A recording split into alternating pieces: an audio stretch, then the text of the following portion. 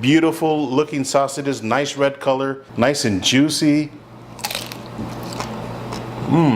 Now today's video, I'm gonna be cooking up a subscriber submitted sausage recipe called the East Texas 60/40 sausage. Stay tuned. It is a 50/50 sausage recipe, which means it's 50% beef and 50% pork. All right, that looks good right there. I'm just gonna cube this up, and I'm starting with 7.5 pounds of brisket. So I'm gonna cube up 7.5 pounds of pork butt. I'm gonna toss this in my freezer for about an hour. All right, I've got my hopper loaded, and as always, you never wanna start your grinder dry, so make sure you drop some pieces of meat. Now it's time to add the ingredients. So we're starting with some kosher salt, some black pepper, garlic powder, red pepper flake, and our curing salt. So I'm gonna add about half a cup of ice cold water. Give this a good mix. All right, I'm adding another 1/4 cup of water.